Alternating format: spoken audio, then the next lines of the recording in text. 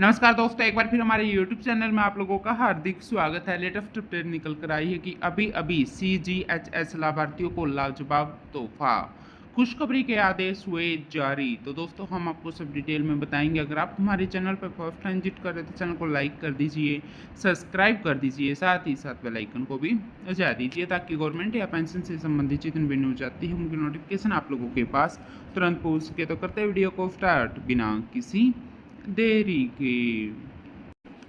CGHS लाभार्थियों की कई शिकायतें केंद्र सरकार को प्राप्त हुई है। इन शिकायतों में प्रमुख रूप से सीजीएचएस लाभार्थियों को सेवाओं में देरी, कैशलेस सुविधाओं का अनुपालन न होना, अनुचित व्यवहार और अधिक बिलिंग शामिल है। इन समस्याओं का निवारण करने और सीजीएचएस लाभार्थियों को बेहतर स्वास्थ्य सेवाएं प्रदान करने के लिए केंद्र सरकार की तरफ से कुछ दिशा निर्देश सभी अस्पतालों को जारी कर दिए गए हैं। सभी हेल्थ केयर ऑर्गेनाइजेशन को इन निर्देशों का सख्ती से पालन करना अनिवार्य है। अगर इनका उल्लंघन होता है तो नियम के अनुसार कड़ी कार्रवाई की जाएगी।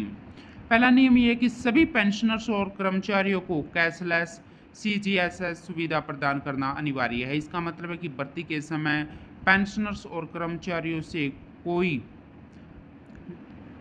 अग्रिम जमा नहीं लिया जाएगा। कैशलेस सुविधा का मतलब है कि सीजीएचएस लाभार्थियों को इलाज के लिए एचसीओएस को सीधे भुगतान नहीं होगा। सभी खर्चे सीजीएचएस द्वारा निर्धारित प्रक्रिया के अनुसार ही निपटाए जाएंगे। सभी हेल्थ केयर ऑर्गेनाइजेशन को यह सुनिश्चित करना चाहिए कि नोडल अधिकारियों का नाम और संपर्क नंबर सभी सीजीएचएस लाभार्थियों के लिए प्रमुख रूप पर प्रदर्शित किया गया है। नोडल अधिकारी सीजीएचएस लाभार्थियों के प्रश्नों और शिकायतों का समाधान करने के लिए जिम्मेदार होंगे। किसी भी प्रकार के दबाव जैसे नोडल अधिकारियों का ट्रांसफर या फिर संपर्क नंबर में बदलाव होने पर तुरंत सीजीएचएस लाभार्थियों को सूचित किया जाना चाहिए और एचसीओ के प्रदर्शन बोर्ड में भी यह परिवर्तन किया जाना चाहिए। तीसरा यह है कि प्रत्येक एचसीओ में एक समर्पित सीजीएचएस हेल्थ टेस्ट स्थापित किया जाना चाहिए। इस कियोस्कों का मुख्य उद्देश्य सीजीएचएस लाभार्थियों को आवश्यक जानकारी और सहायता प्रदान करना है। हेल्थ डेस्क में काम करने वाले सभी कर्मचारियों को सीजीएचएस की सभी प्रक्रिया और दिशा निर्देश का ज्ञान होना चाहिए ताकि वह लाभार्थियों की समस्याओं को प्रभावी रूप से हल कर सके। आपातकालीन स्थितियों में सीजीएचएस लाभार्थियों को तुरंत चिकित्सा सेवा प्रदान की जानी चाहिए। ऐसे मामलों में मेमो की मांग न की जाए। एचसीओएस को यह सुनिश्चित करना होगा कि आपातकालीन परिस्थितियों में बिना किसी देरी के लाभार्थियों को आवश्यक चिकित्सा सहायता उपलब्ध कराई जाए।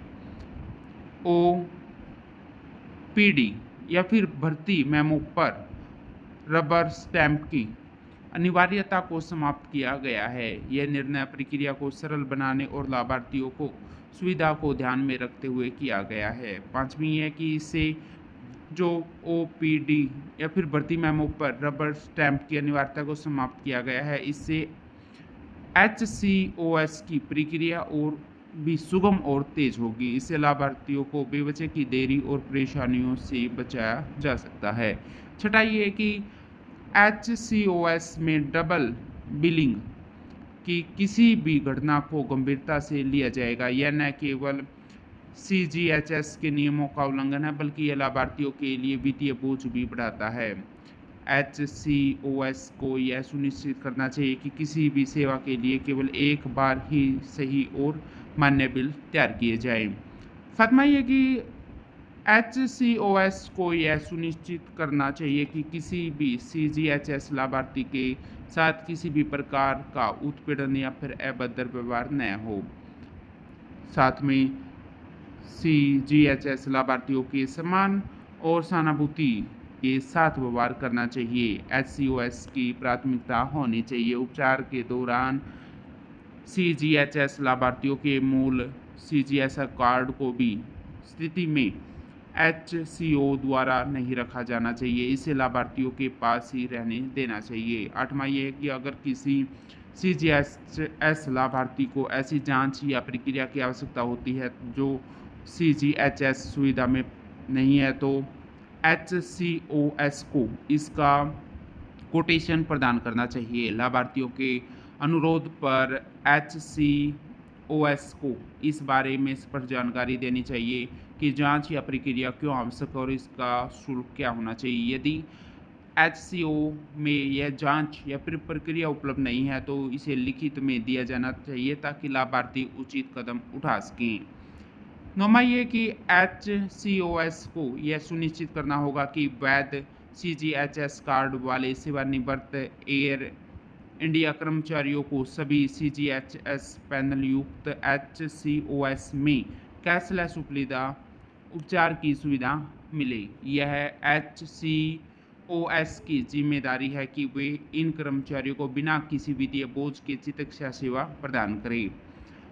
10वां ये कि CGHS के पैनल युक्त HCOS को 75 वर्ष और उससे अधिक आयु के CGHS लाभार्थियों को सीधे OPD परामर्श प्रदान करना होगा बिना किसी रेफरल के। यह सुविधा वरिष्ठ नागरिकों को उनकी उम्र से संबंधित स्वास्थ्य समस्याओं को जल्द से जल्द समाधान प्राप्त करने के लिए मदद करेगी।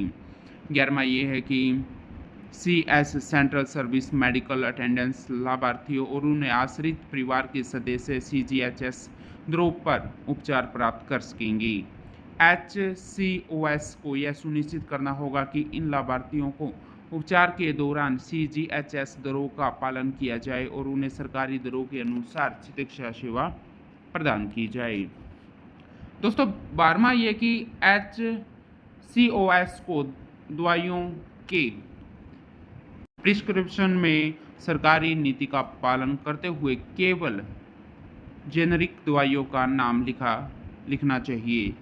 जेनरिक दवाइयों का उपयोग सरकारी नीति के अनुसार लाभार्थियों की चिकित्सा लागत को कम करने के लिए किया जाना चाहिए और HCOS को इसका पालन करना होगा। सभी HCOS को उपयोग सभी दिशा निर्देश का सख्ती से पालन सुनिश्चित करना होगा। इन दिशा निर्देश के पालन की पुष्टि के लिए HCOS को 2 सप्ताह के भीतर अनुपालन रिपोर्ट प्रस्तुत करनी होगी। यदि इस कार्यालय को अधिक बिलिंग, अग्रिम भुगतान या फिर CGS लाभार्थियों के उत्पीड़न की कोई भी शिकायत प्राप्त होती है तो मऊ के अनुसार आवश्यकता कार्रवाई की जाएगी। सरकार ने कहा है कि यह निर्देश CGHS लाभार्थियों के लिए उच्च गुणवत्ता वाले स्वास्थ्य सेवाओं को सुनिश्चित करने के लिए जारी किए जाएंगे और सभी HCOS से अनुरोध है कि वे इन दिशा निर्देश का कड़ाई से पालन करें और लाभार्थियों के साथ सम्मानपूर्ण और सहानुभूति व्यवहार करें। तो दोस्तों आज के लिए इतना ही, मिलते हैं नेक्स्ट वीडियो में, तब तक के लिए जय हिंद जय भारत।